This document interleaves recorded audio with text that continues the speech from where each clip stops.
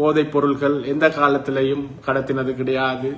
நாங்கள் அரசியலை பாவிச்சு ஏஜென்சி வேலை செஞ்சது கிடையாது. மிக கவனமா நோட்டமிட்டு சரியா வடிவா மெப்பொண்டு கீறி கொடுத்து ஒரு வாகனத்துல கொண்டு ரக்கியும் விட்டு பெட்ரோலும் கொடுத்து அந்த பெட்ரோலை பத்த வைக்கிறதுக்கு ஒரு அந்த நாங்க கேஸ் பத்த வைப்போம் தூரத்துல இருந்து கன் மாதிரி என்ன நீங்க கறி கட்டையா தான் எடுத்திருப்பீங்க. சரியா அப்படியே ஓடுறதுக்குறதுக்கெல்லாம் இடமே இல்லை. இதுக்கு இல்ல அனுப்பிக்க ஒழுங்கா வேலை செய்யறவங்க அனுப்பு, தூள் காரணங்களை அனுப்பி அவன் 2 மண் பெட்ரோல் வேண்ட காசு இல்லையா அவங்க. இந்த ஏரியா பூரா என்னுடைய நண்பர்கள் தான், எங்களுடைய சமூகம் தான். இந்த ஏரியா ஃபுல்லாவே இருக்கு. கரும்படை வச்சிருந்தார், விமானப்படை வச்சிருந்தார். அந்த அழிவு சாதனங்களை பற்றியே பேசிக்கொண்டிருக்கின்றீர்களே தவிர தலைவர் 40 பட்டதாரிகள் வைத்திருந்தார். 30-40 வருட வன்முறையான சமூகத்துல தாண்டா நானும் வளர்ந்தேன். சரியா கவிதை எழுதியதுக்காக கொள்ளுகின்ற சமூகத்துல தான் நானும் வளர்ந்தேன். புலி என்று சொல்ற எவனும் உலகத்தின் எந்த மூலையிலையும் வாழ முடியாது. சி சுந்தரலிங்கம், செல்லப்பா சுந்தரலிங்கம், அடங்கா தமிழன் சுந்தரலிங்கம் என்றெல்லாம் பல பெயர்களோடு அழைக்கப்பட்ட ஒரு பாராளுமன்ற உறுப்பினர், தமிழ் தேசியத்தின் தந்தை அவர் தான். அவர் அடங்கா தமிழன் என்று பெயர் அவருக்கு கிடைச்ச. அவர் சிங்களவன் அடைக்கினதால இல்ல, எங்களை அடைக்கினதால, உங்களை அடைக்கினதால். உங்களுக்கு அது தெரியல. பிரபானுக்கு தெரியும். ஆயுதத்தை தான் கைவிடுற அந்த கணத்துல இருந்து இந்த யாழ் மேட்டுக்குடி வெள்ளாளியம் தன்னை விடாதென்ற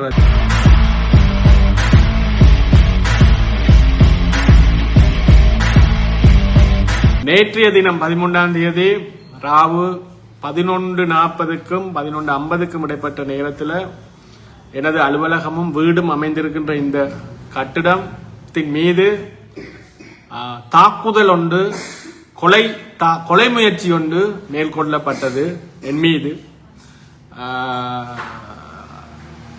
பெட்ரோல் கொண்டு வந்து இந்த ஆபீஸ் பூரா கிட்டத்தட்ட ஒரு 15 லட்சத்துக்கு பட்டாசுகள் நேற்றைய தினம் இருந்தது. நாங்கள் எங்களுடைய யாழ் மகளிர் முன்னணி இந்த தைப்பொங்கல் மட்டுமே இல்லை, ஒவ்வொரு தைப்பொங்கலுக்கும் எங்களுக்கு கொழும்புல இருந்து ஒரு கம்பெனி அனுப்புறது. நாங்கள் எங்களுடைய மகளிர் முன்னணியில இருக்கிற உமன் ஹெடட் ஃபேமிலி என்று சொல்லப்படுகின்ற யுத்தத்தால பாதிக்கப்பட்ட பெண் தலைமைத்துவ குடும்பங்கள், கிராமப்புறங்கள் இருக்கிறவர்களுக்கு கிட்டத்தட்ட 3000க்கும் மேற்பட்ட உறுப்பினர்கள் இருக்கிறோம் எங்கள்கிட்ட. நாங்கள் அவர்களுக்கு இதை பிரிச்சு கொடுக்கறது. அதுல கடைகள் வச்சிருக்கிறார்கள், கொண்டு போய் தங்களோட இதுகள் ஊர்கள்ல அந்த வியாபாரத்தை செஞ்சுட்டு அதுல வர லாபத்தை எடுத்துக்கொண்டு பிறகு அவர்கள் காசை நாங்கள் அந்த கம்பெனிக்கு அனுப்புறோம். நாங்கள் இது பட்டாசு மட்டும் இல்ல, நாங்கள் அரசியல் ஊடாக 50 காசு அடுத்தவனை தட்டி சுத்தி சம்பாதிச்சது கிடையாது. இவங்கள் சொல்ற மாதிரி இந்த என்ன உலகளாவிய ரீதியில போதைப் பொருள் கடத்தின புலிகள் மாதிரி நாங்கள் போதைப் பொருள்கள் எந்த காலத்திலையும் கடத்தினது கிடையாது. நாங்கள் அரசியலை பாவிச்சு ஏஜென்சி வேலை செஞ்சது கிடையாது. அரசியல் ரீதியாக எதையுமே நாங்கள் இந்த இவங்க சொல்ற இந்த லௌகீக விடயங்களை பெற்றுக்கொண்டது கிடையாது. நாங்கள் அரசியல் செய்ய வந்தது அரசியல் மீது இருக்கின்ற காதலாலையும் மக்கள் மீது, எனது மக்கள் மீது, ஒடுக்கப்பட்ட மக்களுக்கான அரசியல் அதிகாரத்துக்காகவும் எமக்கு நிகழ்த்தப்பட்ட அநீதிக்கு நீதி கேட்டும் தான் நாங்கள் அரசியல் செய்ய வந்தது. எங்களுடைய வாழ்க்கையே அரசியல் தான். அந்த தெளிவு எங்களுக்கு இருந்தது. ஒவ்வொரு நாளும், ஒவ்வொரு நிமிஷமும், ஒவ்வொரு மணித்துளியும், ஒவ்வொரு செகண்டும் நாங்கள் அரசியல் தான், அரசியல் மயப்பட்டவர்கள் தான். நான் அப்ப நாங்க குருட்டலாக்கள் அரசியலுக்கு வரல. அப்ப இதுக்குள்ள நாங்கள் நேற்று முந்தினால் கொண்டு வந்து ரக்கின சாமான் நேற்று தான் அந்த பட்டாசுகள் பிள்ளைகளுக்கு பிரிச்சு கொடுக்க இன்றைக்கு தான் எல்லாரும் வந்து எடுக்கிற நாள். நேற்று 2 பேர் எடுத்துட்டு போன பிறகு கிட்டத்தட்ட ஒரு 15 லட்சம் ரூபாய் சாமான். இது முட்டை இருந்தது. வெளியில ஒரு ஸ்டோல் ஒன்று நேற்று போட்டு இவங்க நேற்று மத்தியானத்துக்கு பிறகு எங்களுடைய மகளிர் முன்னணியாக்கள் இதுல ஒரு சேல் ஒன்று போட்டு வித்து கொண்டிருந்தவங்க. அப்ப இதால போற வார ஆக்கள் எல்லாரும் இதுல வளமையா போன தைப்பொங்கலுக்கு நாங்க எங்களுக்கு கிடைக்கிறதுல இதுல லாபமா விற்கிறோட நிறைய சனம் வந்து வேண்டது. அப்ப மிக கவனமா நோட்டமிட்டு சரியா வடிவா மெப்பொண்டு கீறி கொடுத்து ஒரு வாகனத்துல கொண்டு ரக்கியும் விட்டு பெட்ரோலும் கொடுத்து அந்த பெட்ரோலை பத்த வைக்கிறதுக்கு ஒரு அந்த நாங்க கேஸ் பத்த வைப்போம் தூரத்துல இருந்து கன் மாதிரி அந்த கன் ஒன்றும் புதுசா வாங்கி கொடுத்து, தம்பி அந்த கண்ணை தாங்க புதுசா ஒன்று வேண்டி கொடுத்து அனுப்பி இருக்கிறாங்க. அப்ப நான் இதுல 11:45க்கு இந்த மேசையில இருந்து இந்த மேசையில இருந்து படிச்சு கொண்டிருந்தேன். படிச்சு கொண்டிருக்கக்குள்ள வெளியில இவங்க என்னுடைய வீட்டாக்கள் கதவெல்லாம் பூட்டிட்டு அவைய மேல போயிட்டேன். மேலங்கட வீடு. நான் படிச்சு கொண்டிருக்கக்குள்ள இந்த பட்டாசுகள் எல்லாமே இந்த கதவோட தான் இருந்தது. அவங்க அப்படி எடுத்து உள்ளுக்கு அடிக்கி போட்டு போயிட்டாங்க. என்ன சுத்தி அப்படித்தான் இருந்தது. சரி, அப்ப நான் படிச்சு கொண்டிருக்கக்குள்ள எனக்கு ஒரு புகையும் ஒரு மாதிரி நெருப்பு வாசம் மாதிரி பெட்ரோல் வாசம் மாதிரி வர நான் இப்படி தலையை இப்படி குனிஞ்சு படிச்சு கொண்டிருந்தோம். இப்படி நிமிர்ந்து பாக்குறேன். அந்த எங்கட இந்த ஷட்டர் ரோல கதவுக்கு கீழே இருக்க நீக்கலுக்களால பெட்ரோலை அடிச்சுட்டு பத்த வைக்கிறதுக்கு பாவிக்கப்பட்ட கன் இந்த கன் இது ஒரு கன் மாதிரி என்ன இதால அந்த நாங்க எங்கட கேஸ் குக்கர்கள் பத்த வைப்போம் அது மாதிரி இதுக்கு ஒரு நல்ல இது ஒரு புதிய இது உண்டு. சரியா, ஒன்று வேண்டி கொடுத்து இதாலதான் தூரம் அடிச்சிருக்கிறாங்க. அடிச்சுட்டு 2 பேரும் சிசிடிவில தெளிவாரு. 2 பேரும் ஓடி போய் இதெல்லாம் கொண்டு ஒரு அந்த பெட்ரோல் ஊத்தின போத்தல கூட கீழே போட்டுட்டு போகல அவங்க. சோ நல்ல திறமாக திட்டமிட்டு கொடுத்திருக்குது. அப்ப அது சரியா பத்தி இருந்தால் என்ன நீங்க கறிக்கட்டையா தான் எடுத்திருப்பீங்க. சரியா, அப்படியே ஓடுறதுக்குறதுக்கெல்லாம் இடமே இல்லை. இதுக்கு இல்லை, அது அப்படியே கடற்கரை வடிக்க தொடங்கி இருக்கும். அவ்வளவு சாமான் இருந்தது இதுக்கு. சரியா, அப்ப நல்ல காலம் எங்கட ஃபில்டர் பழுதாகி ஃபில்டர்ல இருந்து தண்ணி ஒழுகுறதுக்கு ஒரு வாளி ஒன்று வச்சிருந்தோம் நாங்க. அப்ப அந்த வாளியை எடுத்து ஊத்தித்தான் பிறகு கதவை திறந்து கொண்டு ஓடி வந்து நாங்க அணைச்சிட்டோம். அப்ப இந்த கன்னை இவங்க ஓடக்குள்ள கீழே விழுத்திட்டு போயிட்டாங்க. சரியா, அப்ப வந்த வாகனம் ஒன்றுக்குள்ள இது அமுங்கப்பட்டு இது இங்கால வந்த பிறகு இப்ப சோக்கோ தடயவியல் போலீஸாக்கள் வந்து பார்த்தா இதெல்லாம் பொடியங்கள் அலைஞ்செல்லாம் எடுத்துட்டாங்க. எங்களுடைய ஆக்கள் வந்து சகலத்தையும் இது பண்ணி அப்ப இப்ப நாங்க இது அனுப்பின ஆக்களுக்கு சொல்றேன், அனுப்பிக்க ஒழுங்கா வேலை செய்யறவங்களை அனுப்பு, தூள் காரணங்களை அனுப்பி அவன் 2 மண் பெட்ரோல் வேண்ட காசு இல்லையா அவங்கள்ட்ட ஒரு லிட்டர் பெட்ரோலை கொண்டு வந்து சரியா அப்படி சொட்டா ஊத்தி லைனுக்கு ஊத்தி கொளுத்திட்டு ஓடுறாங்க. சரியா, இனிமே அப்படி அறகுறை வேலை செய்யாதீங்க. ஒரு வேலை செய்யறா வடிவா நீட்டா செய்யணும். ஆனா நல்ல நீட்டா தான் திட்டம் போட்டு கொடுத்துருக்கானுங்க. வடிவாமே ஒரு வாகனத்துல கொண்டு ரக்கிட்டு திருப்பி ஆக்கள் முதல் இதால இப்படியே போய் இங்கால போய் ஒரு கடை ஒன்று இருக்கு. அந்த கடையில நின்று கதைச்சிட்டு அப்ப கடையில சிசிடிவி இருக்குது, அதுல வாய்ஸ் ரெக்கார்டிங்கோட இருக்குது, அது தெரியல. சரி, முன்னுக்கு ஒரு கம்யூனிகேஷன் இருக்கு, அதுல சிசிடிவி இருக்கு, அது தெரியல. இந்த ஏரியா பூரா என்னுடைய நண்பர்கள் தான், எங்களுடைய சமூகம் தான் இந்த ஏரியா ஃபுல்லாவே இருக்கு. சரியா, அப்ப போய் திரும்பி வந்து அழகா வேலையை செஞ்சு போட்டு பதட்டத்திலே ஓடிட்டாங்க. சரியா, இனிமே ஆக்கள் அனுப்புக்குள்ள நல்லா நீட்டா ஏற்கனவே அனுபவம் இருக்கிற நல்லா செய்யக்கூடிய ஆக்களை அனுப்புங்க. அப்பதான் எங்களுக்கும் திருப்பி செய்யறதுக்கு ஒரு ஆசை வரும். இந்த சொக்கட்டையில பிடிச்ச என்ன செய்யறது நாங்கள். சரியா, அப்ப இதொன்று. 2வது, நீங்க நினைக்காதீங்க உங்களை பற்றி எங்களுக்கு தெரியாது. இந்த சமூகம் தியாகராஜா செல்வநிதி என்கின்ற இலங்கையில ஒரே ஒரு ஆள் உலகத்துல சினிமா படங்களுக்கு வழங்கப்படுற உயரிய விருதான ஒஸ்கார் அகாடமி அவார்டு சொல்ற ஒஸ்கார் விருது போல poetries and essays poetries essays PEN PEN award என்று சொல்லப்படுகின்ற பென் அவார்டு என்று சொல்லப்படுகின்ற உயரிய விருது கவிதை எழுதியதற்காக இலங்கையில பெற்ற ஒரே ஆள் செல்வி தியாகராஜா செல்வநிதி. அதுக்கு முன்னுக்கும் இவரும் அந்த விருது கிடைக்கல, அவருக்கு பின்னுக்கும் இவருக்கும் அந்த விருது கொடுக்கப்படவில்லை. அந்த கவிதை எழுதிய காரணத்துக்காக யாழ் பல்கலைக்கழகத்தின் மாணவியான தியாகராஜா செல்வநிதி வவனியாவில் சேமமடு என்கின்ற ஒரு கிராமத்தை சேர்ந்த வறிய குடும்பத்திலிருந்து படித்து தன்னுடைய குடும்பத்தை சுமப்பதற்காக படித்து கொண்டிருந்த காலகட்டத்தில் அரசியல் ஈடுபாட்டால் கவிதை எழுதிய ஒரு குற்றத்துக்காக இந்த கவிஞை பாசிச புலிகளால் கடத்தப்பட்டு அவருடைய நண்பர்கள் உட்பட துணுக்காயில கொண்டு போய் வச்சிருந்து சித்திரவதைக்கு உட்படுத்தப்பட்டு கொல்லப்பட்டார். அப்ப எங்களுக்கு நல்லா தெரியும் உங்களுக்கு ஆயுதங்கள் பிரச்சனை இல்லை என்று. நீங்கள் ஏனென்றா உங்களுக்கு ஆயுதத்துக்கு ஆயுதம் நீங்க முண்டுவீங்க, எங்களுக்கு அது நல்லா தெரியும். நீங்கள் பயப்படுறது என்னத்துக்குண்டா பேனை. நீங்க ஆயுதத்துக்கு பயப்பட மாட்டீங்கன்னு எங்களுக்கும் தெரியும். அதனாலதான் உங்களுடைய ஆக்கள் எல்லாம் கதைகள் என்ன சொல்றோம், அட்டே தலைவர் அப்படி வச்சிருந்தார், இப்படி வச்சிருந்தார், கரும்படை வச்சிருந்தார், விமானப்படை வச்சிருந்தார், அந்த அழிவு சாதனங்களை பற்றியே பேசிக் கொண்டிருக்கின்றீர்களே தவிர தலைவர் 40 பட்டதாரிகள் வைத்திருந்தார், 40 விஞ்ஞானிகளை உருவாக்கி வைத்திருந்தார், 400 பல்கலைக்கழக மாணவர்களை உருவாக்கி வைத்திருந்தார், 4000 பேரை வெளிநாட்டுக்கு அனுப்பி படிப்பித்தார் என்று நீங்க ஒரு காலமும் சொன்னது கிடையாது. ஏனென்றால் ஒரு கல்வி கற்றவனை உருவாக்குவதற்கு பல வருடங்களாக பல கடின உழைப்பு தேவையாது. அது இலகுவானதல்ல. ஆனால் ஒரு ஆயுதத்தை கையாள்வதற்கு எந்த முட்டாளையும் பயிற்சி அளித்து ஆயுததாரியாக மாற்ற முடியும். இந்த இன்பராசா மாதிரி முட்டாளுகளை மிக இலகுவாக பயிற்சி கொடுத்து தற்கொலை படைக்கு கூட அனுப்பலாம். சரி, அவ்வாறான ஒரு அழிவு சக்தியான உங்களுக்கு எங்களுக்கு தெரியும். நீங்க பேனைக்கு பயம், எழுத்துக்கு பயம், அறிவுக்கு பயம்.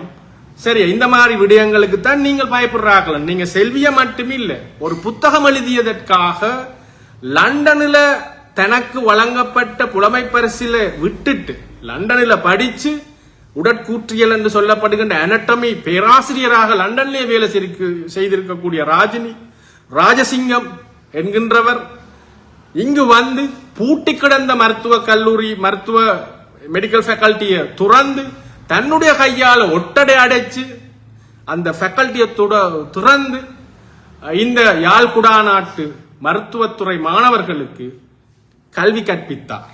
சரி, அவ்வாறு அவர் எழுதின ஒரு புத்தகத்துக்காக, முறிந்த பனை என்கின்ற புத்தகத்துக்காக அவ்வாறான ஒரு மிகப்பெரிய மூலசாலிய அந்த பல்கலைக்கழக வாசல்ல வச்சு தலையில சுட்டு கொன்று விட்டு சென்றவர்கள் நீங்க. சென்ட் ஜோன்ஸ் பிரின்சிபல் என்னத்துக்காக சுட்டு கொண்டீங்கன்னு கேட்டா இவனுக்கும் தெரியா என்னத்துக்கு சுட்டாங்க. Central college principal AE Anandaraja saint John's principal, Rasadurai central college principal. இப்படி நீங்கள் கொன்றொழித்த மூளைசாலிகள் பல்லாயிரம் பேர் இந்த நாட்டில் இருக்கணும். சரியா? நீங்க உங்களுடைய பாசிசத்தின் உங்களை நாங்க எதிர்க்கிறதுக்கு காரணமே அதுதான். அருண் சித்தார்த் ஆகிய நான் உங்களை எதிர்க்கிறதுக்கு காரணம், நீங்கள் கருத்தை என்னுடைய கருத்து பிழையண்டா, என்னுடைய கருத்தை நீங்க உங்களுக்கு எதிரானது என்று கருதினால், நீங்க அதை விரும்பலண்டா, நீங்க என்ன செய்யணும் என்றால் என்னையை விட சிறந்த கருத்தை, எந்த கருத்தை தோல்வி அடைய செய்யக்கூடிய ஒரு கருத்தை நீங்க முன்வைக்க வேணும். தர்க்க ரீதியாக முன்வைத்து அந்த கருத்தை கருத்தினால் தோல்வி அடைய செய்ய வேண்டுமே தவிர என்னை இல்லாமல் பண்ணுவதன் மூலம், என்னை கொல்வதன் மூலம் இந்த கருத்துக்களை எல்லாத்தையும் நிறுத்த முடியும் என்று நீங்கள் நினைச்சா உங்களை மாதிரி மடையர் இந்த உலகத்துல யாரும் இல்லை. ஏனண்டா நீங்க 80கள்ல இருந்து இந்த மாதிரியாக செல்வியில இருந்து, ராஜினியில இருந்து, சென்ட் ஜோன்ஸ் பிரின்சிபல்ல இருந்து இப்படியே கொலை செய்ததால் இந்த கருத்துகள் நின்று போனதா? இல்ல. என்ன யார் தெரியுமா இன்ஸ்பயர் பண்ணினது? எனக்கு இவ்வளவு ஒரு வலுவை தந்தது செல்வியும் ராஜினியும். அவர்கள் தான் என்னை இன்ஸ்பயர் பண்ணினார்கள். அப்ப நான் எத்தனை ஆயிரம் பேரை இன்ஸ்பயர் பண்றேன்னு உங்களுக்கு தெரியாது. ஆனால் அது நடந்து கொண்டே இருக்கு. நீங்கள் என்ன கொல்றதுக்கு முயற்சி செய்கிற ஒவ்வொரு முயற்சிக்கும் எனக்கான ஆதரவாளர்கள் பெருகிக்கொண்டே இருப்பார்கள், என்னை பின்பற்றுபவர்கள் பெருகுவார்கள். ஆகவே இந்த மாதிரி முட்டாள்தனத்தை நீங்க செய்யாம விட போறது இல்லை. ஆனால் இதன் ஊடாக நாங்க 48 வயசு, எனக்கு 48 வயசு, இந்த மண்ணில தாண்டா நானும் பிறந்தேன். இந்த 30-40 வருட வன்முறையான சமூகத்துல தாண்டா நானும் வளர்ந்தேன். சரியா? கவிதை எழுதியதுக்காக கொள்ளுகின்ற சமூகத்துல தான் நானும் வளர்ந்தேன். சரியா? தன்னுடைய ஐடியாவை, தன்னுடைய ஐடியாலஜி, தன்னுடைய சித்தாந்தத்தை நிலைநிறுத்துவதற்காக ஒருவனை மனித வடிகுண்டாக்கி அனுப்பின சமூகத்தில இருந்தா நானும் பிறந்தேன். அதால எனக்கும் தெரியும் பாம்பின் கால் பாம்பு என்று, பாம்பறியும் என்று. நீங்க திரும்பக்கல எங்களுக்கும் தெரியும், எங்களுக்கும் உங்களை மாதிரி ஆயுதங்கள் பாவிக்க தெரியும். ஆனால் நாங்கள் ஆயுதத்தை விட வலிமையானது பேனா என்று எங்களுக்கு தெரியும், கருத்துகள் வலிமையானது என்று தெரியும். ஆகவேதான் நாங்கள் அதனூடாக உங்களுக்கு பதிலடி கொடுத்து கொண்டிருக்கின்றோம். அத உங்களுக்கு இப்ப ஆயுதத்தோட வாரவனை நீங்க மிக இலகுவாக இல்லாமல் பண்ணிடுவீங்க. ஆனால் எங்களை போன்றவர்கள் உங்களுக்கு இல்லாம பண்ணிடாத ஒன்று. இரண்டாவது, நீங்க இந்த பெரியாரை எதிர்க்கிறது. ஏன் பெரியாரை எதிர்க்கிறீர்கள் என்றால், ஏன் பிரபாகரனை தூக்கி பிடிக்கிறீங்க என்றால், பெரியார் மாதிரி ஒரு சிந்தனையாளரை உங்களால் உருவாக்கியலாது. பிரபாகரன் மாதிரி 1000 பேரை உருவாக்கியலாம். 10,000 பேரை உருவாக்கலாம். பிரபாகரன் நீங்க நினைக்கிற மாதிரி 40,000 பேரை முட்டாளாக்கி வச்சிருக்கிறது பெரிய வேலைன்னு நீங்க நினைக்காங்க. ஹிட்லர் படையில 18 மில்லியன் பேர் இருந்தவங்க, 1,80,00,000 பேர் ஹிட்லரால முட்டாளாக்கப்பட்டு, அவ்வளவு பேர் முட்டாளாக்கப்பட்டு ஒரு அன்னெசரி போர், தேவையற்ற ஒரு யுத்தத்துக்கு பலி கொடுக்கப்பட்ட, ஹிட்லரால பலி கொடுக்கப்பட்டது கிட்டத்தட்ட 6 கோடி பேர் உலகளாவிய ரீதியில். சரி, ஆகவே அதெல்லாம் பெரிய பெரிய விஷயம் நீங்க நினைச்சு கொள்ளாதீங்க. 10ஆம் 8ஆம் வகுப்பு பள்ளிக்கூடம் போகாத பிரபாகரனுக்கு 7 மண்டா உலகம் பூராக சுத்தி வந்த எங்களுக்கு உதவிட பெரிய படை அமைக்கலாம். சிங்கள மக்களையும் இஸ்லாமிய மக்களையும், உங்களால பாதிக்கப்பட்ட 1,00,000க்கு மேற்பட்ட இஸ்லாமிய மக்களையும், உங்களால பாதிக்கப்பட்ட சிங்கள மக்களையும், பல்லாயிரக்கணக்கான லட்சக்கணக்கான தமிழ் மக்களையும் சேர்த்து பெரிய படை ஒன்று நாங்க செய்த மாதிரி இருந்த இந்த புலி என்று சொல்ற எவனும் உலகத்தின் எந்த மூலையிலையும் வாழ முடியாது. தெரியுமா? இந்த கொல்லப்பட்ட ஆக்கள் வீட்டுல இருந்து ஒருத்தன் வெளியே வருவானா இருந்தா நீங்க உலகத்துல எந்த மூலையிலையும் வாழ முடியாது. ஆகவே இனியாவது திருந்துங்கடா. எவனோ பைத்தியக்காரன் ஒருத்தன் எங்கேயோ இருந்து போட்டு வந்து பாராளுமன்றத்தில் எந்த கடவுள் என்றா போல நீங்க அவங்க அலட்டல கேட்டுக்கொண்டு நீங்களும் கடவுள் என்னாதீங்க. சரியா? ஒரு மனிதனை கடவுள் என்று சொல்றதுக்கு என்ன ஒரு 5 விஷயம் எனக்கு யாராவது ஒரு டெலிபோன் எடுத்து சொல்லுங்க. இவர் கடவுள்ன்றதுக்கான காரணங்கள் இதுதான் 5. இல்ல இவர் மாவீரன் என்றதுக்கான காரணங்கள் அண்ணா இதுதான் இந்த 5. நாங்கள் இவரை மாவீரன் என்று சொல்றது காரணம் இந்த 5 தான். அதுக்குள்ள சொல்லாதீங்க அவர் நிறைய பேரை கொலை செஞ்சார் அண்டு. சரியா? கொலைகள் அல்ல மாவீரர்கள் ஆக்குறது. சரியா? கொலைகள் ஒருத்தரையும் கடவுள் ஆக்காது. ஆகவே எங்களுக்கு நீங்க சொல்லாதீங்க இது. அப்ப இதை பார்த்து கொண்டிருக்கிற என்னுடைய ஆதரவாளர்கள் மக்களுக்கு சொல்றது என்னன்னா, இந்த தாக்குதல் இன்றைக்கு நேரத்தில் இது கனகாலம் ஐவியர் முயற்சி செய்து கொண்டிருக்கிறது, பல வழியில முயற்சி செய்தவினும் ஒன்றும் சரிவரல்ல. நான் எப்படி ரியாக்ட் பண்ணுவேன் இவைக்கு கனவேருக்கு தெரியாது. நான் ரியாக்ட் பண்ற ஆளும் இல்லை. I am not a reactive person. நான் ஒரு ப்ரோஆக்டிவான ஆள். அப்ப இந்த தாக்குதலுக்கு பின்னால இருக்கிற பிரதான காரணம் இந்த புலி அரசியல்.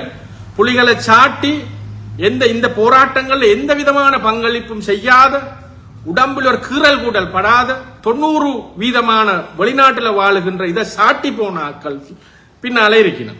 ரைட்? ஆனால் உண்மையிலேயே இங்க எங்களுக்கு கருத்தியல் ரீதியாக நாங்கள் ஏற்றுக்கொள்ளாட்டியும் உண்மையில இங்க ஆயுதம் தூக்கி போராடியவன் பல பேர் உடம்பு பூராக காயங்களோட மிக வறிய நிலைமையில கஷ்டத்துடன் வாழ்ந்து கொண்டிருக்கின்றான்.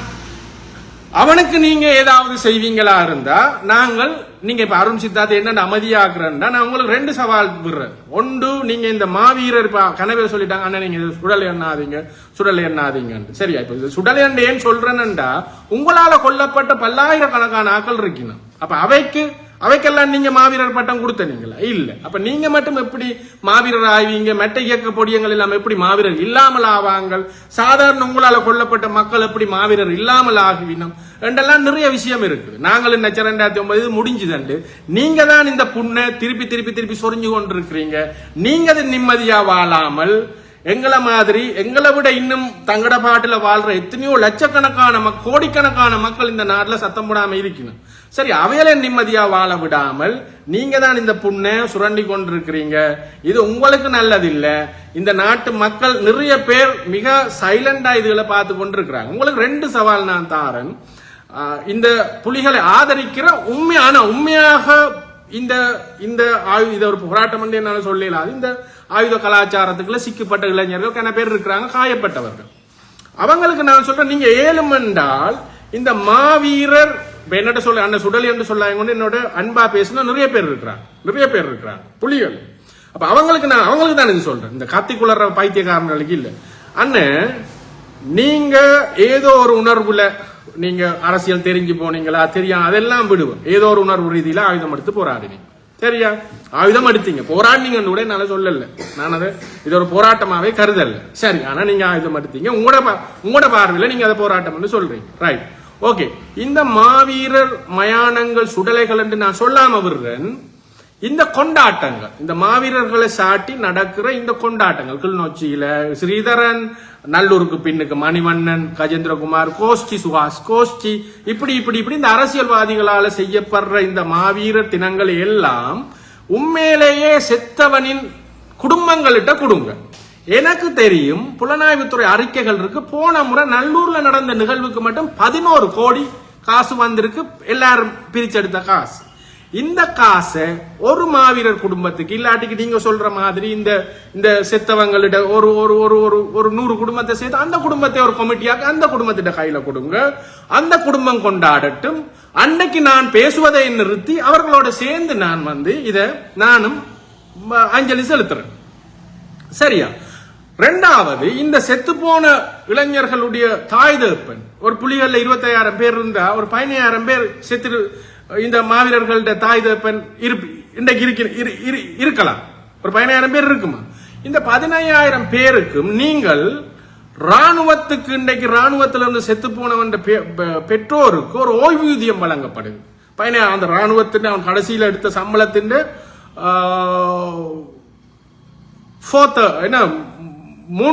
மூன்றில் முக்காவாசி வழங்கப்படுது ஓய்வூதியமா.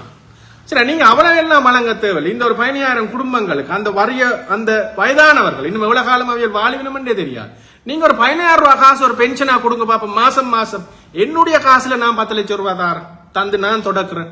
நீங்க 7 மண்டா இந்த சவாலை எடுத்து எத்தனை 1000 பேர் இந்த மாவீரர்களின் பெற்றோர்கள் என்று சொல்ல, மாவீரன்றதை நான் ஏற்றுக்கொள்ள, ஆனாலும் உங்களோட லைனுக்கு நான் பாருங்க, இந்த செத்த புலிகளே இயக்கத்தில் இருந்த ஆக்களுடைய பெற்றோருக்கு நீங்க இன்றைக்கு உயிரோட இருக்கிற ஆக்களுக்கு ஒரு 15,000 ரூபாய் காசு மாசம் பென்ஷனா கொடுங்க பாப்போம். கஜேந்திரகுமார் பொன்னம்பல்கிட்ட கேளுங்க, ஒரு 10 கோடி அதுக்கு ஒதுக்க சொல்லி. கஜேந்திரகுமார் பொன்னம்பலத்திட்ட அப்பா 19 பென்ஸ் கார் வச்சிருந்து 20வது பென்ஸ் கார் வாங்க போய்க்குதான் சுட்டுக் கொல்லப்பட்டது. சரியா? இவரும் வெளியில இருக்கக்குள்ளதான் அவர் பென்ஸ் கார் வேண்ட போறதை கேன்சல் பண்ணிட்டு வேற ஒரு வேலைக்கு போனவர். அது நாங்க வேற இடத்துல கதைச்சு இருக்குது. சரியா? அப்ப அவர்கிட்ட ஒரு 10 கோடி கேளுங்க, ஸ்ரீதரன் ஒரு 10 கோடி கேளுங்க, சுமந்திரன் ஒரு 10 கோடி கேளுங்க, சேர்பொன் அருணாச்சலம், சேர்பொன் ராமநாதன், சேர்பொன் மகாதேவா, இந்த குடும்பத்துல வந்த 4வது சந்ததியான விக்னேஸ்வரன் கேளுங்க. இவியலெல்லாம் நீங்க நினைக்கிறீங்களா இந்த இவியல் செஞ்ச தொழில்கள் மூலம் காசுழைச்சி இவ்வளவு பெரிய கோடி மகா கோடீஸ்வரரான இருக்கலாம்.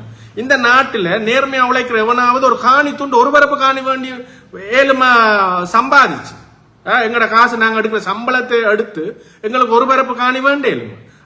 அப்ப நீங்க இவையத்தை எல்லாம் கேட்டு இந்த ஒரு ஃபண்ட் ஒன்று உருவாக்குங்கள்.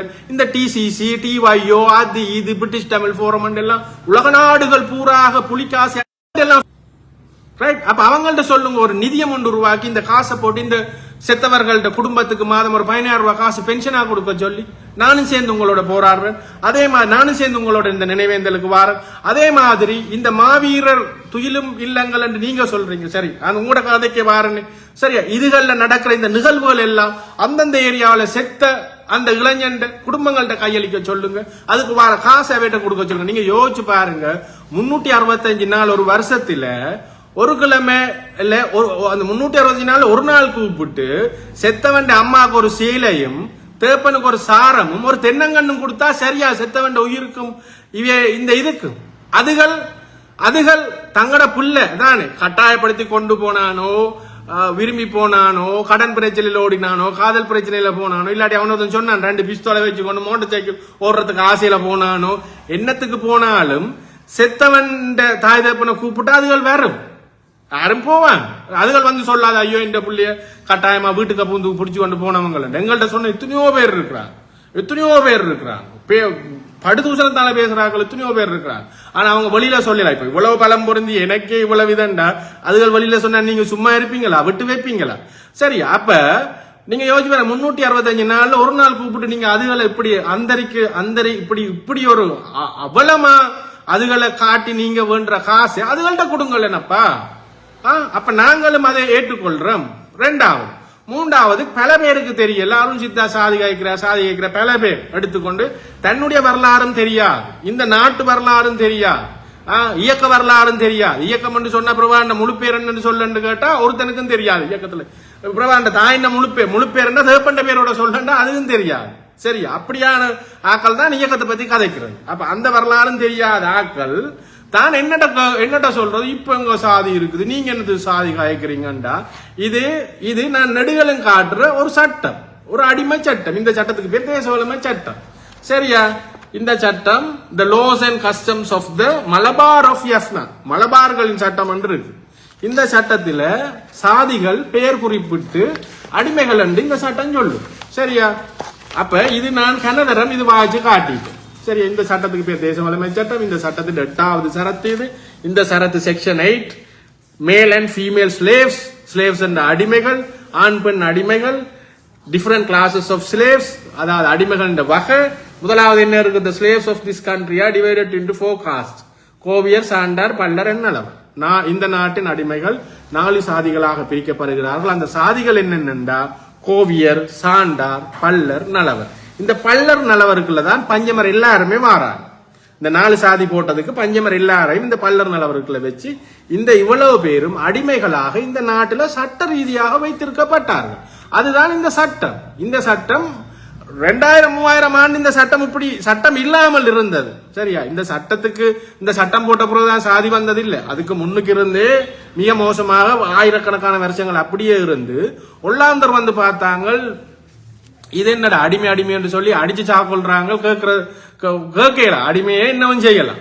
அப்ப நாங்க கொஞ்சம் அந்த அடிமைகளை ஒழுங்கா நடத்துங்கன்றதுக்காக ஒரு சட்டம் கொண்டு வந்தாங்கன்றதான் எனக்கு நெதர்லாந்து தூதுவர் சொன்ன கதை. நான் போய் கேட்டேன், நீங்க ஏன் இப்படி செஞ்ச, நீங்க உங்களால பாருங்க நாங்க கஷ்டப்படுறோம்னு சொல்ல அவன் சொன்னா, நாங்க இன்ன காரணத்துக்காக அந்த காலத்துல இதை கொண்டு வந்த நாங்க, ஆனா நாங்க இப்ப மன்னிப்பு கோர்றோம்.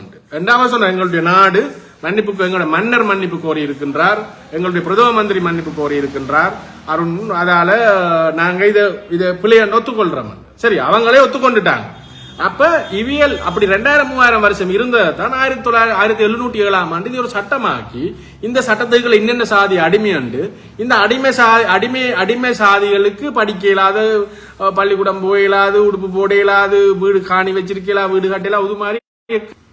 சோ இப்படித்தான் விக்னேஸ்வரனுக்கு இதெல்லாம் வந்தடையுது. அப்ப அருண் சித்தார்த்தா எனக்கு அது இல்லை. அதுக்கு பேர் ஆங்கிலத்தில் சொல்ற சோசியல் கேபிட்டல், சமூக முதலீடு. ஏன் அது எனக்கு இல்லையண்டா, இந்த சட்டத்தால என்னுடைய பாட்டனை தன்னுடைய தோட்டத்துல அடிமையா வேலைக்கு வச்சிருந்த விக்னேஸ்வரன் பாட்டன் படிச்சான். ஆனா என்னுடைய பாட்டனை படிக்க விடல. என்னுடைய பாட்டனையும் படிக்க விட்டு இருந்தா நாங்களும் தட்டி தூக்கி இருப்போம். எங்களுடைய பாட்டனும் ஒரு லோயராவோ டாக்டராவோ ஏதோ ஒன்றா வந்திருப்பான். சரி, அப்ப இங்க வந்து சமனாக இது நடக்கல. என்னுடைய பாட்டனை திட்டமிட்டு படிக்காம பண்ணி சட்டம் போட்டு அடிமையா வச்சிருந்துட்டு தான் படிச்சான். அதான் ஆள் இல்லா கிரவுண்ட்ல கிரிக்கெட் அடிச்ச மாதிரி தனியா ஒரு சைட்ல விளையாடி இவ எல்லாத்தையும் சேர்த்து கொண்டு வரக்கில்ல. என்னுடைய பாட்டன் உழைப்பையும் இவைய தான் எடுத்து வச்சிருந்தது. அப்ப எனக்கு என்னுடைய பாட்டன் ஊடாக வாரது இல்ல, பாட்டன் ஊடாக பூட்டனுக்கு, பூட்டன் ஊடாக தேப்பனுக்கு இப்படி வார எதுவும் எனக்கு இல்லை. அப்ப என்ன தேப்பண்ட காலத்துலதான் நாங்க சேர்க்க தொடங்கும். அதனாலதான் என்னாலே ஒரு துண்டு காணி வேண்ட முடியல. ஆனா இவங்கள்ட்ட ஏக்கர் கணக்கு இருக்கு. அப்ப உங்களுக்கு இப்ப விளங்குது. அப்ப பல ஆயிரக்கணக்கான ஆண்டுகள் என்னுடைய சந்ததிய அடிமையா வச்சிருந்துட்டு இப்ப முதல்லாம் இல்ல, அவனும் படிச்சான் நீயும் படிச்சு வாண்டா.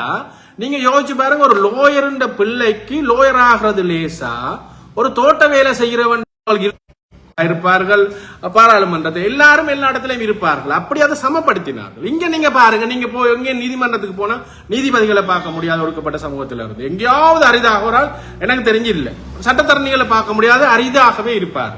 பெரிய பெரிய அதிகார பீடங்கள்ல பார்க்க முடியாது, பாராளுமன்றத்துல பார்க்கவே முடியாது. அப்ப நீங்க இந்த ஒடுக்கப்பட்ட சாதியை சேர்ந்து என்னட்டை எடுத்து சண்டை பிடிக்கிறார்கள் சொல்றேன். நீங்க நினைக்கிறீங்களா இது சமனான சமூகம் என்று? இந்த சமனின்மை எவ்வாறு உருவாகினது என்று நீங்க யோசிக்கிறீங்களா? இல்ல, உங்களை சூட்சுமமாக அவங்க என்ன செஞ்சாங்க, இந்த தமிழ் தேசியம் என்கின்ற இதுக்குள்ள கொண்டு வந்து உங்களை அந்த பக்கெட்டுக்குள்ள போட்டு வச்சிருக்கிறாங்க. அது எப்படி போட்டாங்களா, மவுடரங்கந்த சுவாமி கோயில் நுழைவு போராட்ட காலங்கள்ல மக்கள், இந்த மாதிரி அடிமைப்படுத்தப்பட்ட மக்கள் தன்னெழுச்சியாக போராட தொடங்கினார்கள். போராட தொடங்கக்குள்ள மவுண்டவரம் கோயிலுக்கு உள்ள வரக்கூடாது என்று தடுத்து நிறுத்தி உள்ள வந்த பஞ்சமர் சாதிகளை அடிச்சு ஒருத்தனை அந்த இடத்திலேயே கொலை செய்த கும்பல் தான் இந்த தமிழ் தேசியத்தை உருவாக்கின கும்பல். உங்களுக்கு தெரியுமோ தெரியா இந்த வரலாறு? சுந்தரலிங்கம் என்று சொல்ல, சுந்தரலிங்கம், செல்லப்பா சுந்தரலிங்கம், அடங்கா தமிழன் சுந்தரலிங்கம் என்றெல்லாம் பல பேர்களோடு அழைக்கப்பட்ட ஒரு பாராளுமன்ற உறுப்பினர், தமிழ் தேசியத்தின் தந்தை அவர் தான். அவர் அடங்கா தமிழன் என்று பெயர் அவருக்கு கிடைச்ச, அவர் சிங்களவன் அடைக்கினதால இல்ல, எங்களை அடைக்கினதால, உங்களை அடைக்கினதால். உங்களுக்கு அது தெரியல. சிங்களவன் அடிச்சான் என்று சொல்ற இவன் உங்களை மிக மோசமா கோயிலுக்கு முன்னால அடிச்சே கொலை செஞ்சிருக்கிறான். சரியா? அப்பதான் 68ஆம் ஆண்டு இந்த கலவரங்கள் நடந்து கொண்டிருக்கக்குள்ள 57ஆம் ஆண்டு பண்டார் நாயக்கா கொண்டு வந்த சாதிய தடுப்பு சட்டத்தினூடாக இந்த சுந்தரலிங்கத்தை கைது செய்து இவரோட பல பேர் கைது செய்து மல்லாக நீதிமன்றத்தில் நிறுத்துகிறார்கள். மல்லாக தான் நினைக்கிறேன், நீதிமன்றத்தில் நிறுத்துகிறார்கள். இவர் சாதிய அடக்குமுறையை சாதிய ஒடுக்குமுறையை இவர் செய்தார் என்றும் இந்த சட்டப்படி இது குற்றம் என்றும் இவரை தண்டிக்க வேண்டும். அப்ப அந்த நீதிமன்றம் இவருக்கு 100 ரூபாய் ஃபைன் அடிக்குது. அந்த காலத்தில் அது ஒரு பெரிய காசு. ஆனா காசெல்லாம் அங்க பிரச்சனை. இந்த சட்டம் பாவிக்கப்படுவது முதல் முறையாக சாதிய ரீதியாக ஒருத்தனை ஒதுக்கினா அது குற்றம் என்ற சட்டம் பாவிக்கப்படுது சுந்தரலிங்கத்துக்கு மேல். சுந்தரலிங்கம் என்ன செய்யறார்? இல்ல இல்ல இல்ல, இது எங்களோட வளமை, ஆயிரக்கணக்கு இந்து சமயத்துக்குள்ள இருந்தது, இதெல்லாம் ஒரேடியா மாத்தலாது என்று மேல்முறையீட்டுக்கு போறார். மேன்முறையீட்டு நீதிமன்றத்திலையும் இவருடைய தண்டனை உறுதிப்படுத்தப்படுகிறது. அதுக்கு பிறகு இவர் உங்களுக்கு தெரியும் குயின்ஸ் கோர்ட் என்று சொல்லப்படுகின்ற லண்டனுக்கு கப்பல் ஏறி போற, அங்கேயும் போய் மகாராணி குயின்ஸ் கோர்ட்ல முறையிடுறார். அங்கேயும் இந்த தண்டனை உறுதிப்படுத்தப்படுது, நீ செஞ்ச பிள்ளை என்று சொல்லி அவன் துப்பி கலைக்கிறான். ஓடு இந்த காலத்துல யாரா சாதிப்பாக. அப்ப 68ஆம் ஆண்டு அப்பவும் இவர் திரும்பி வந்துதான் இவர் தான் ஃபாதர் ஆஃப் தமிழ் நேஷனலிசம் என்று சொல்லப்படுகின்ற இந்த தமிழ் தேசியவாதத்தை ஆரம்பிக்கிறார். எப்படி ஆரம்பிக்கிறார் என்றா, இவர் சொல்கின்றார் ஒவ்வொரு கூட்டங்கள்லையும் ஏறி இந்த சாதிய பிரிவினை இது எங்களுடைய ஒரு பல காலமா இருக்கிற ஒரு மரபு, இதை எடுத்தோன்ன மாத்தேலாம், இது மெதுவா தண்டை. இப்ப எல்லாரும் சொல்லுவோம் இது மெதுவா மாறும், நீங்க கதைக்காம விட்டா மாறும் என்று ஆயிரக்கணக்கான வருஷமா சொல்லி கொண்டிருப்பாங்க. இப்ப இது பாக்குறதுல குறைஞ்சு கொண்டு வருது அதையும் சொல்லி கொண்டு அப்பல இருந்து சொல்லி கொண்டிருப்பாங்க. அப்படி சொல்லி இவர் சிங்கள அரசு என்னத்துக்கு இப்படி ஒரு சட்டம் கொண்டுறணும், சாதி ஒடுப்பு சட்டத்தை என்னத்துக்கு எங்களோட சமூகத்துக்குள்ள இருக்கிற பிரச்சனைக்கு இவைய கொண்டுறணும், ஆகவே எங்களை நாங்கள் ஆள வேணும். விளங்குதா? இவ எங்களை நாங்கள் ஆளணும் என்று யார சொல்லினோம்?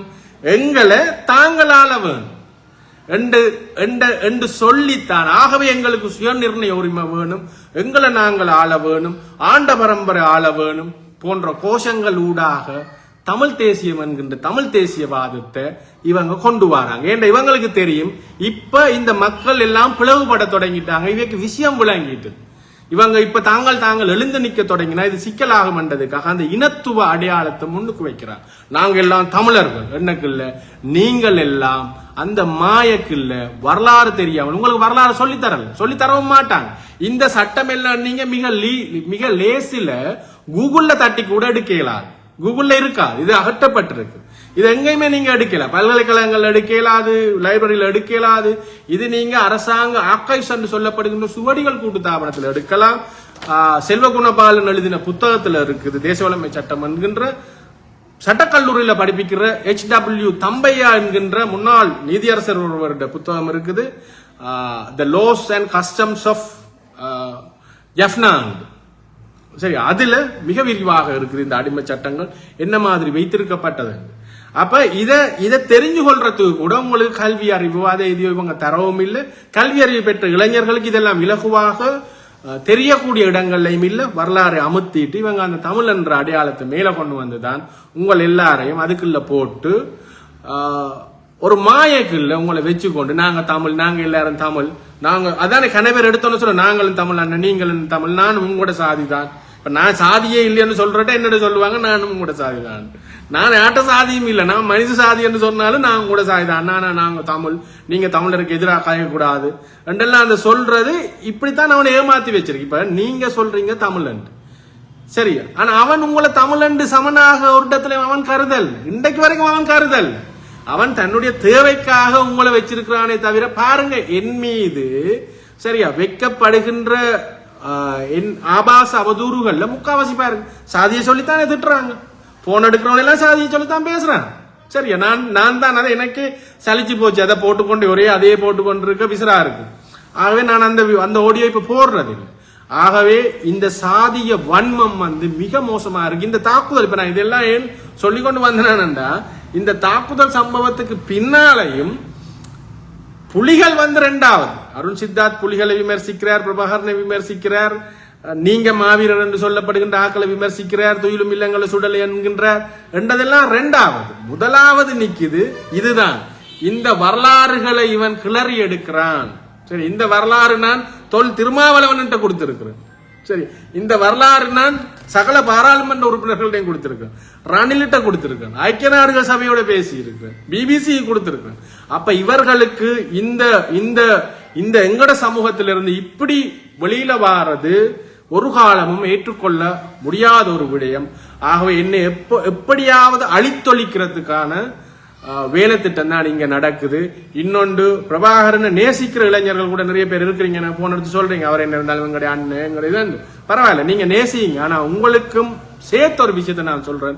பிரபாகரன் கூட கடைசி நிமிஷம் வரை அந்த ஆயுதத்தை கட்டி பிடிச்சு கொண்டிருந்ததுக்கான காரணம் என்னன்னா, பிரபாகரன் எந்த எந்த எந்த விடுதலை இயக்கம், நான் இதை விடுதலை இயக்கம் என்று ஒத்துக்கொள்ளல, ஆனாலும் பரவாயில்ல, எந்த விடுதலை இயக்கங்களும் ஒரு 3 தசாப்தங்கள் தான் அதுக்கு அங்கால ஆயுதத்தோட இருக்கேலாம். ஏனென்றா நாங்க ஆயுதம் எடுத்து போராடுறது அதிகாரம், அரசியல் அதிகாரத்துக்காக. அப்ப ஒரு கட்டத்துக்கு மேலே அது அரசியல் அதிகாரமா மாத்திடும். மாத்தலையண்டா கட்டாயம் பருப்பு ரிட்டர்ன் கிடைக்கும். அது உலகளாவிய ரீதியில எல்லாருக்கும் தெரிஞ்ச ஒரு விஷயம். ஆகவேதான் நீங்க நேபாளத்துல பாத்தீங்கன்னா மாவோயிஸ்ட் என்று போராடினாங்க. அதன் தலைவர் பிரதம மந்திரியா வந்தார். சரியா, பலஸ்தீன்ல யசீர் அரஃபாத் பலஸ்தீன பிரதம மந்திரியா வந்தார். அப்படி பல ஆயுத குழுக்கள் ஒரு காலகட்டத்துக்கு பிறகு டக்காண்டு அரசியல் அதிகாரத்துக்கு வந்துடும். ஆனா பிரபாகரனுக்கும் அந்த மாதிரி சந்தர்ப்பங்கள் எல்லா காலத்திலையும் எல்லா சமாதான காலத்திலையும் வழங்கப்பட்டது. ஆனா பிரபாகரன் அந்த ஜனநாயக தலைமைத்துவத்தை கையில எடுக்க தயங்கினது என்ன காரணம் என்றால், இந்த சாதிய பிரச்சனை தான். பிரபாகரனுக்கு தெரியும், ஆயுதத்தை தான் கைவிடுற அந்த கணத்துல இருந்து இந்த யாழ் மேட்டுக்குடி வெள்ளாளியம் தன்னை விடாதன்றது மிக தெளிவாக அவருக்கு தெரியும். இது என்னுடைய ஆய்வு. இல்லண்டா நீங்க சொல்லுங்க எல்லாரும் இல்ல எல்லாரும் நீங்க சொல்ற பிள்ளை சித்தார்த் இதுதான் காரணம் நீங்க சொல்லுங்க. ஆனா உண்மையான காரணம், இந்த மேட்டுக்குடி சமூகம் அவரை விட்டிருக்காது அதிகாரத்துக்கு, அரசியல் அதிகாரத்துக்கு. என்ற கனெக்ஷன் அடிக்கடி புவர் ஆகுது. லைவுக்கு வந்த காரணம், நீங்க நினைக்காதீங்க இந்த மாதிரி தாக்குதல்கள் மூலமோ அச்சுறுத்தல்கள் மூலமோ என்ன அமைதியாக்கலாம். ஒரு காலமும் நடக்காது. நான் திருப்பி சொல்றேன், நாங்கள் உயிரை கொடுக்கறதுண்டா ஏதாவது ஒன்றுக்கு. இப்ப நீங்களும் ஒரு போராட்டத்தில் இருந்தார்கள் தானே. இப்ப நீங்க உயிரை கொடுப்ப நாங்கள் தலைவனுக்குண்டா, உங்களுடைய தலைவன் உங்களோட உயிரை விட பெருமதியான ஆளா இருக்கும். நீங்க அப்படி நினைச்ச வடிவா நீங்க கொடுக்க துணிஞ்சீங்க. எனக்கு என்னுடைய உயிரை விட பெருமதியானது என்னுடைய கருத்து சுதந்திரம். என்னுடைய கருத்து தான் நான். My word is me, my word is my honour. Right, நான் தான் என்னுடைய கருத்து. ஆகவே எனக்கு என்னுடைய கருத்து சுதந்திரம் உயிரை விட பெருமதியானது. அப்ப உயிரை விட பெருமதியானதுக்குத்தான் நாங்கள் உயிரை கொடுப்போம். ஆகவே நான் உயிரை கொடுப்பனே தவிர என்னுடைய கருத்து சுதந்திரத்தை விட்டு கொடுக்க மாட்டேன்ன்றதை தெளிவா உணர்ந்து கொள்ளுங்க. நான் அதை விட என்னட்ட இன்னொரு குணம் ஒன்று இருக்கு. நான் அடிக்க அடிக்க அடிக்க வால் மாதிரி கூறாகிறா அடிக்கத்தான் நான் 2 மடங்கு திருப்பி அடிப்பேன், திருப்பி பாய்வேன். நான் மூர்க்கமாக எதிர்ப்பேன். அது என்னுடைய குணம். அடிச்சு அடிச்சு தான் இங்கிலீஷ்ல சொல்றது without burnt and beaten iron never become a sword unless it burnt and beaten. இரும்பு எரிச்சு அடிச்சு தான் ஒரு வாள் ஆக்குறது. அப்ப நீங்க என்ன எரிச்சு அடிச்சு துவைக்க நான் ஒரு கூரான வாளாகுவனே தவிர என்னுடைய வாயை பத்தி கொண்டு சும்மா இருப்பேன்னு மட்டும் நினைச்சிடாதீங்க. நீங்க எனக்கு செய்து தந்த நன்மைக்கு, நேற்று செய்து தந்த நன்மைக்கு கோடி நன்றிகள். ஜெய்பீம். என்னுடைய தலைவர் பெரியார், தந்தை பெரியார், என்னுடைய தலைவர் அம்பேத்கர். ஒரு ஆள் நேற்று கேட்டவர், எங்களோட தலைவர் தேசிய தலைவர், உங்களோட தலைவர் ஆரண்டு. என்னுடைய தலைவர்கள் தந்தை பெரியார், என்னுடைய தலைவர் அம்பேத்கர், என்னுடைய தலைவர் மார்ட்டின் லூதர் கிங், என்னுடைய தலைவர் மெல்கம் எக்ஸ். இந்த பெயர்களை நீங்க கேள்விப்பட்டிருப்பீங்களா எனக்கு தெரியாது. என்னுடைய தலைவர் ரோசா லக்சம்பர்க். சரியா? அப்ப என்னுடைய தலைவர்கள் வேற, உங்களுடைய தலைவர்கள் வேற. உங்களுடைய தலைவர்களை நீங்க தலைவர்கள் அவங்களோட வீட்டுல வச்சிருங்க, எனக்கு ஒரு பிரச்சனையும் இல்லை. பொது வழியில வச்சிருந்தாலும் எனக்கு பிரச்சனை இல்லை. ஆனா என்னட்ட கொண்டு வந்து தேய்க்காதீங்க.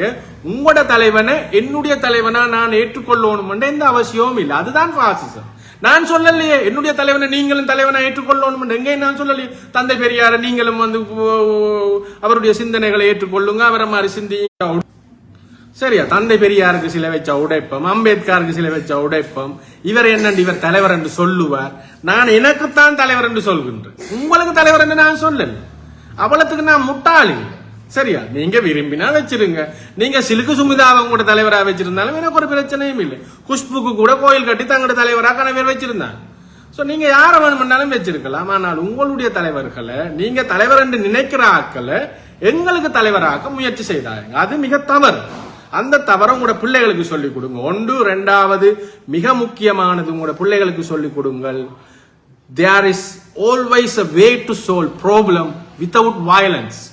வன்முறை இல்லாமல் பிரச்சனைகளை தீர்ப்பதற்கான வழி எப்பவுமே இருக்கும். அதுல முக்கியமானது you have to find it. அந்த வழி என்னன்றதை கண்டுபிடிக்கிறதுக்கு கொஞ்சம் அறிவும் மூளையும் வேணும். உங்களுடைய பிள்ளைகளுக்கு சொல்லிக் கொடுங்கள். மீண்டும் சொல்றேன், there is always a way to solve problem without violence. முதலாவது. இரண்டாவது, இதையும் சொல்லிக் கொடுங்க உங்களோட பிள்ளைகளுக்கு. there is no glory in war or there is no heroes in war. யுத்தங்கள்ல பெருமைகளோ புகழோ கிடையாது. யுத்தங்கள்ல மாவீரர்கள் கிடையாது. the glory comes from to work to prevent the war. யுத்தங்களை தடுத்து நிறுத்துறதுக்கு எவர் ஒருவர் வேலை செய்கின்றாரோ அவர்தான் ஹீரோக்கள், மாவீரர்களாகவும் பெருமைக்கருயவர்களாகவும் போற்றப்பட வேண்டியவர்.